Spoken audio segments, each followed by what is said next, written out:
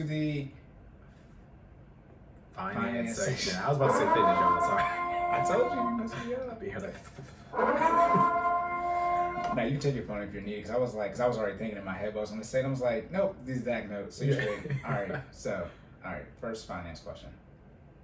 Is it top? Yeah, no, it's the same one I asked you. Okay, sorry. Remember the mirror question? Yeah. Okay. Hold on. It's right there. This one? No. This one. This one. Okay. Top, yeah. That's what I said. I said at the top. He was like, nah, bro. Okay. Oh. Okay. Whatever. So, Who cares? what are the insecurities you face in finances? Yes. You want me to read the? No, yeah, those are that's for me. Okay. Yes, insecurities you face in finances. Well, there are 6 main things in finances, right? Your income, your outgo, and then the 4 major categories: necessities, debt payments, investments, lifestyle. So I'm just gonna go over all 6 of those things. I talked about the tabooness in finances, right? Okay, what are the tabooness in finances? Usually, y'all be scared to talk about your income. Jordan's leaving, by the way, so it's just gonna be me. So if y'all ever want to know what Cory is like on the solo dolo, My God, Cory about to lock in on y'all. Okay, so income. The first thing is income. So with income, the issue is that you guys are afraid to discuss how much money you make and what's the threshold on how much money you should quote unquote be comfortable with, discussing with other people about how much money you make. It can depend on where you live at, but usually once you start making around 75-ish K as an individual, usually people around that range are okay with divulging how much money they make. But for those of you making that, sub 50-ish K range, like I said, the tabooness around finance, you just have insecurities with how much money you make. But the great thing with finance is it's not about how much money you make, it's about how much money you keep. As I mentioned before, a lot of you think, you're doing well because you make 100K and you have $10,000 invested, and that's more than someone who makes 50K and they have $7,500 invested. But they have more from a percentage standpoint invested than you do. So if you're insecure about your income, that's okay, but up to a point. Because if you're not putting in the work to raise your income, that's really not insecurities. You're just really being lazy about it. Dang, that's a bounce right there. You're just being lazy about it, like putting the work to increase your income, okay? But you also obviously don't have to discuss your income with everyone. But as I said, I recommend you have, a financial coach, advisor on your team, and you should have people that you're comfortable with discussing finances. Because a lot of the issues is that they say, money is loud, but it's not that money is loud. You're just not in the room to where it's quiet. The more money you make, you'll start realizing that, not the more money you make, the better you handle your finances, the less insecure you should start feeling around financial conversations, because you start getting into a room where everyone there makes 6 figures, right? They're a married couple, so people, have over a $200,000 household income, that 24-32% tax bracket range. The conversations start changing, and usually, you're quote unquote, aiming up, looking for the future. So people who are making, 6 figures, and that they actually want to increase their income, whether it's from a 9-to-5 or from a side business into a, them becoming their quote unquote own boss standpoint. They're looking at getting to that 35-37% or whatever Joe Biden is trying to change it to tax range. They're trying to make, hundreds of thousands of dollars. I mean, some people trying to even have, $1 million, multi-million-dollar business. So their mindset changes. So if you have insecurities around your income, that's probably because you're in an environment where people aren't talking about, how they can truly invest in different tax advantages that are out here, or just taxes in general, okay? And the second thing, your outgo, insecurities around your outgo. Y'all be spending too much damn money. Y'all be spending too much money, which is what our society pushes on us, right? It's how we get marketed to. Again, like I said, the necessities, debt payments, your outgo will be your debt here. But a lot of you just have so much going out in your necessities and debt, and due to social media and the FOMO lifestyle, you get out here and you spend money you don't have. A lot of you, even if you just took out your debt, your lifestyle is still too much as far as the dollar amount you spend on it. You need another you probably need twice your current income to live and afford the current lifestyle you have, especially for those of you that have this debt and you're not investing, but you're still taking trips, etc. You're still living a certain lifestyle. It's like, it's insecurities up to a point on this one too, because that's just FOMO. That's just you being in the wrong group chat where everyone is struggling financially, but they're still trying to take trips.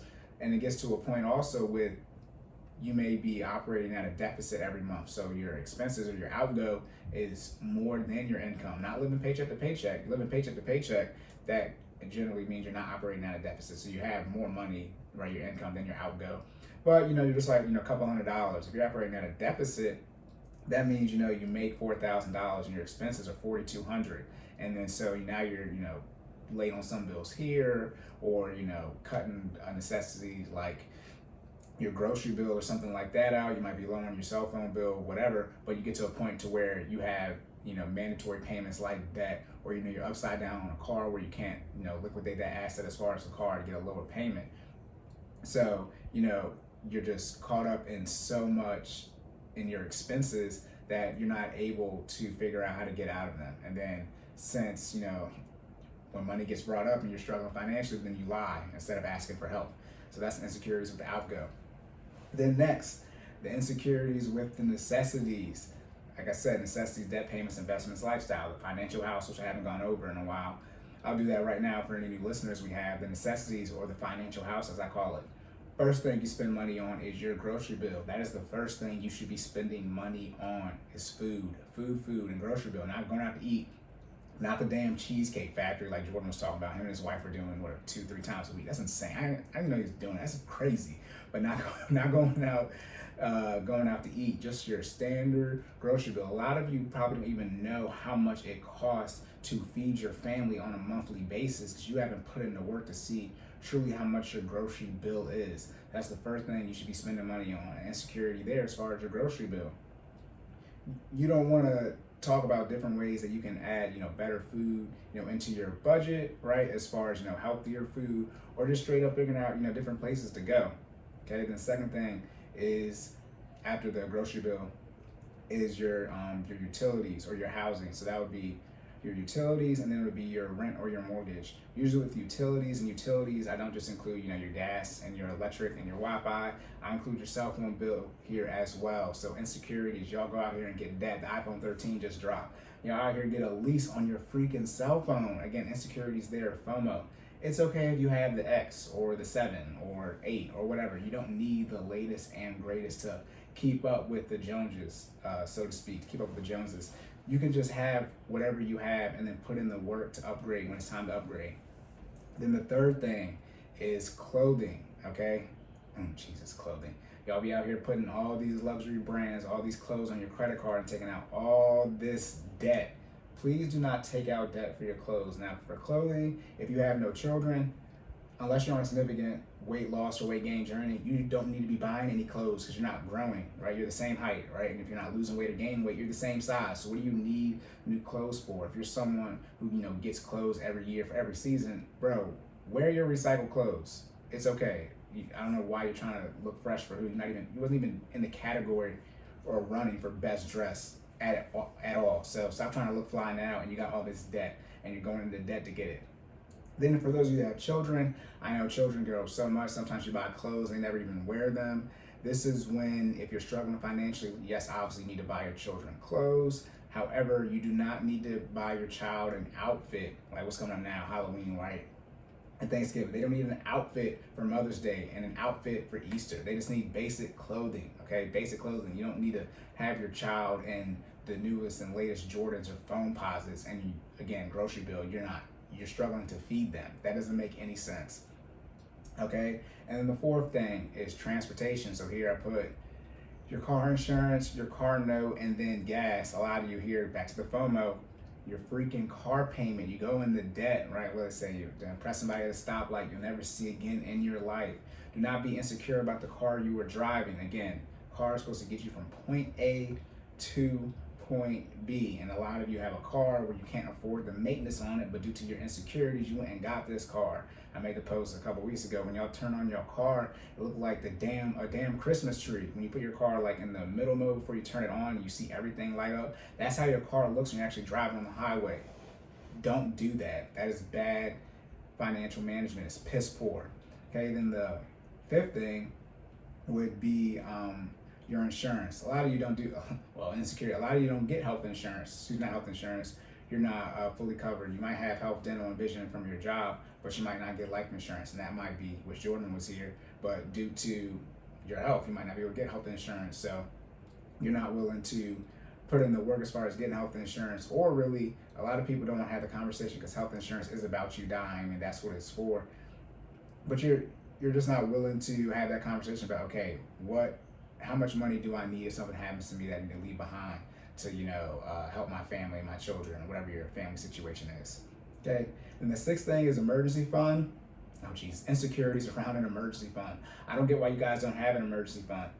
It's one thing to not want to pay off debt aggressively or not pay off all your debt. It's another thing to want to not stop investing. However, your risk tolerance cannot be anywhere near high enough to think you can't have an emergency fund. I don't get why you not want to have money saved. And part of the issue is that you have no consistency and you have no discipline.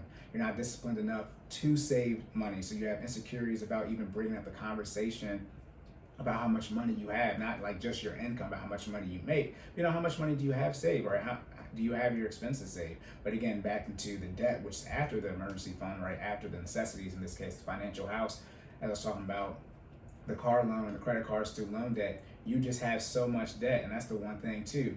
You guys are so insecure when it comes to your debt that you're afraid to say how much debt you have, as if we all don't know you have a car payment, right? That you have credit card debt, and we all either had or still have student loans. That's one who doesn't have student loans? That should be the one thing you shouldn't be afraid to discuss, because everybody knows we have it, and we all know we got screwed by it.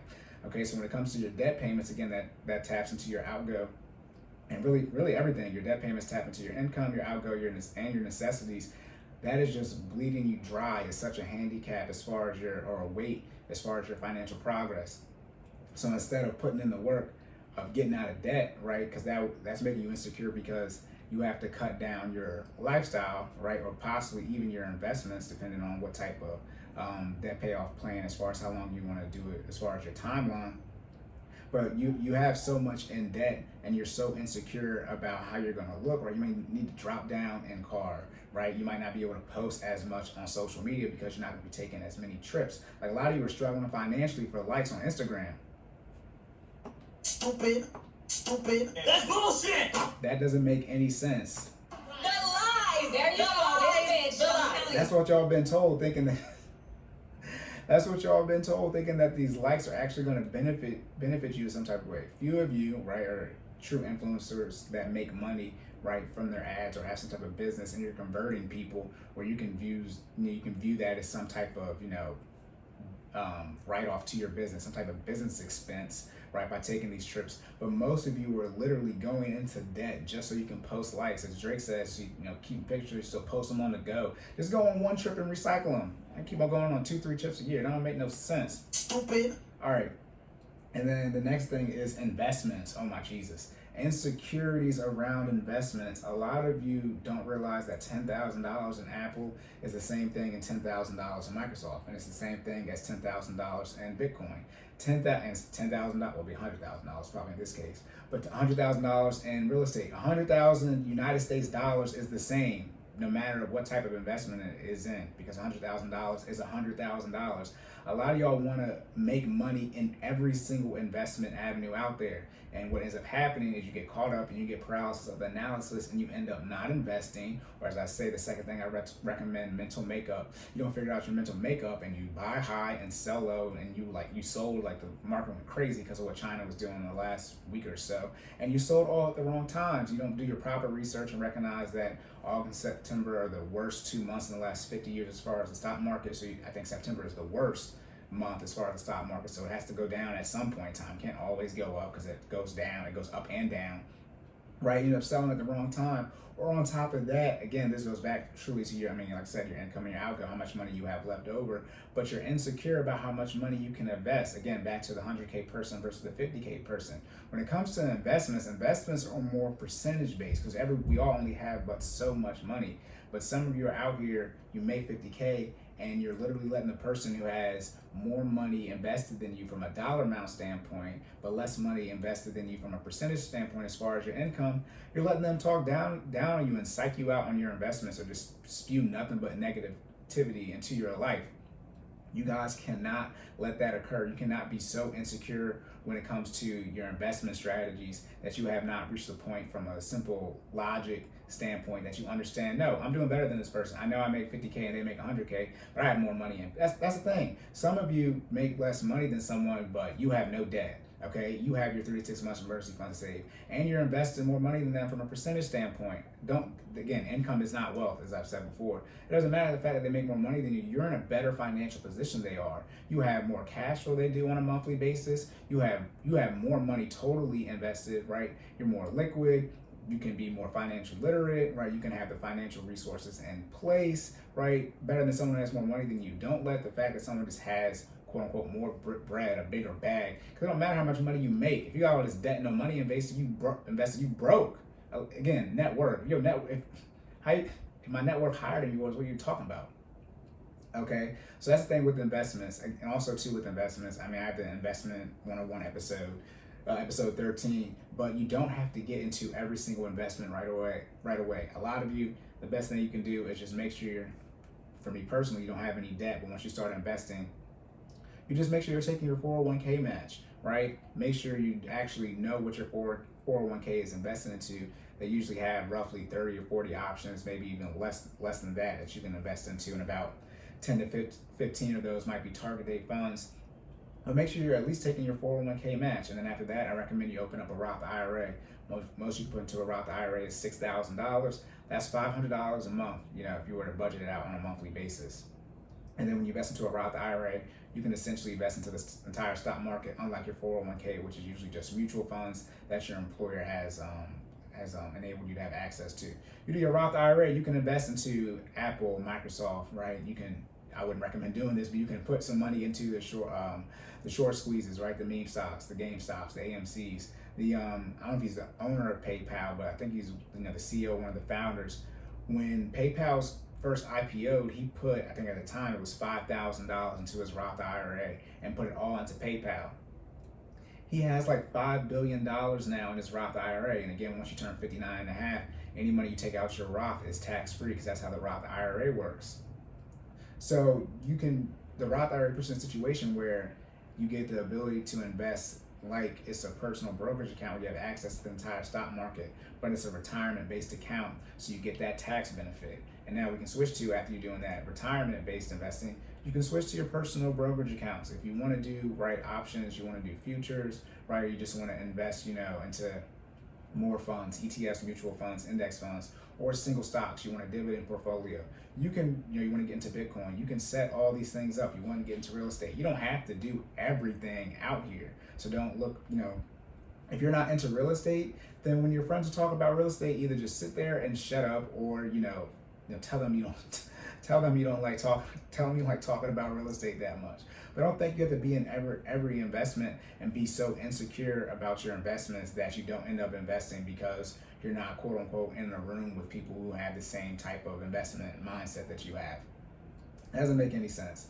And then the last thing is life. Hold on, let me take some water real quick. Lifestyle. Stupid. That's bullshit. The lies. There you go. Bitch. The lies. Oh my goodness, your insecurities about what are your financial insecurities? Your lifestyle. Y'all be out here.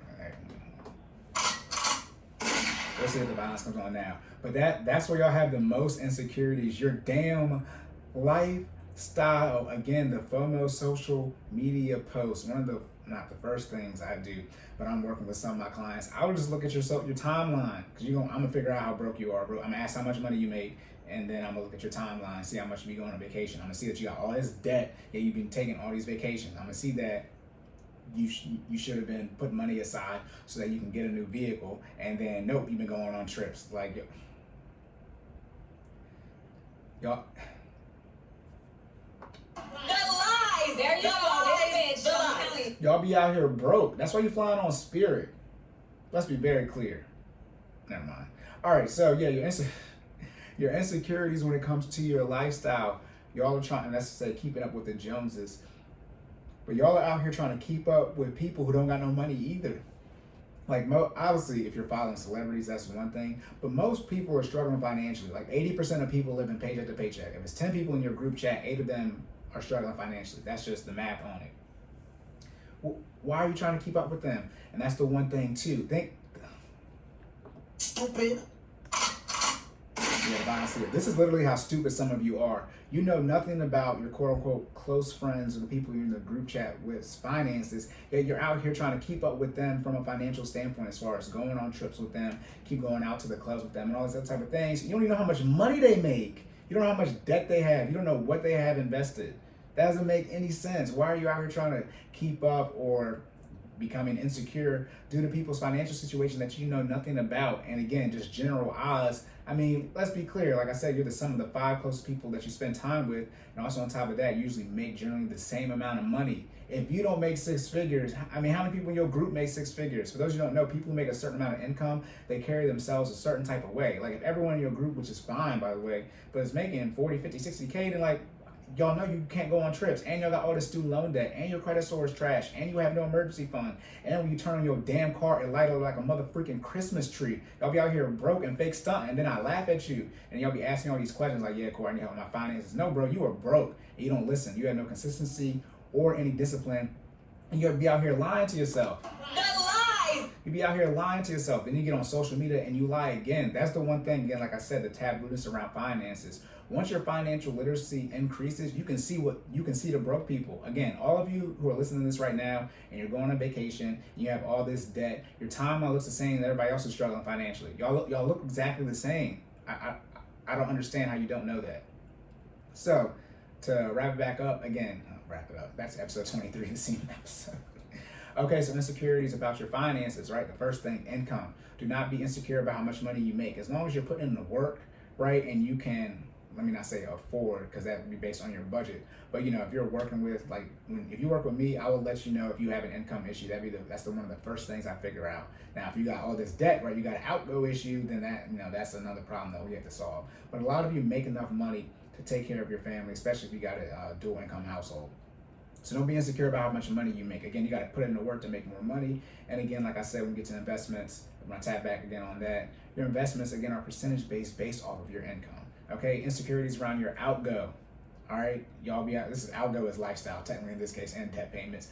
But y'all be insecure about how much money you're spending on stuff. Sometimes you need to ask your friends, how much you paying for your insurance, right? What type of deal did you get with this? So you can figure out how you can be a better consumer in the marketplace. Okay, don't just be out here figuring everything out on your own. Remember, you want to learn from people's past mistakes. You want to make the same mistake over again. It's already been made. Okay. Then the next thing, necessities. A lot of you be insecure about your necessities. We all have to pay for things. Most of the things we pay for that are needs are the same for everybody. That's okay. Put in the work so that you can take care of your financial house or your 4 walls, the needs that need to be taken care of. You're never making a sacrifice. I mean, it's still a sacrifice, but if you're making sure you have food in your fridge to feed your kids so you go out less, do not be insecure about that. And if your friends are, I wouldn't say making fun of you, but you can see your relationship change because you're taking your going out to eat budget and you're putting it towards your grocery bill budget so you can feed your family, X them people off. I don't even make no damn sense, okay? That's a lot of y'all issue. That's talking about the taboos around finances. Y'all be struggling financially and your friends know it and they still be making you go out and go on trips. What do y'all be talking about, bro? Stupid. That's bullshit. Real life. Some of you are struggling financially and your entire group chat knows. And then they just keep talking about going out and going on trips. Please don't. Jesus. All right, next thing, debt payments. Yes. Car payments. Oh, shoot. Some of y'all just going back and get student loan payments so you can get a degree. FOMO right there, right? But car payments, credit card payments, again, you also have all this debt, and that's due to the FOMO, the social media posts. It's okay to have a beat a car, put in the work, so you can get a better car. That's perfectly fine. And I know I'm out here I took out all that debt for my car, but again, I locked in and paid it off. I gave up 2 years of my life, and I gave up I didn't know at the time, but I gave up the summer of 2019, which is the last non-pandemic summer, okay? Then we can go to investments, insecurities around investments. Stop thinking you need to invest in every single investment out there. First off, no one does that. There are too many different asset classes to be invested in everything, all right? Remember, asset classes are cash, right? Fixed, equities, aka stocks, and then quote unquote alternate investments where you can put everything else like real estate, Bitcoin, etc. No one is in every single thing as far as heavily weighted in it. Okay, just invest. Remember, do your research first. Obviously, you need money, but invest in what you understand and be okay with that. And if you want better results, then you need to put in more work so you can get better results. Okay, and the last thing, your damn lifestyle. Y'all so insecure. Again, like I said, you broke. Everybody in your group chat know you broke, and then you're so insecure. You're like, man, I gotta go out. I gotta go out. No. Okay, stay home. Okay, put in the work. Pay off your debt. Build an emergency fund, especially for those of you with children. Again, I talked about the freaking student loans. I mean, my God, how y'all going on vacation? You ain't put. That's the thing. Y'all out here going on vacation, going to the club, and getting all drunk and crap like that, and then you telling your kids to go to college that you don't know nothing about an ESA or 529. How is y'all talking about? That's what I'm saying, y'all. Look, in 10, 15, 20 years, I'm y'all gonna look real dumb out here. Okay, you're gonna have a pandemic vacation, and you're gonna be complaining about your student loans for your damn kids. Okay, now if your kids don't take out a student loan, that's on them, but don't take out no freaking Parent Plus loan. Freaking idiots. Stupid. That's bullshit. I've already said this before. I've already said this before, okay? You need to, again, generational wealth, episode 14, insert that here. Y'all gotta start putting in the work so your kids are in the same situation you're in. I mean, my goodness. All right, that's it. Locked and loaded. As y'all heard, Jordan went. It's over 9,000.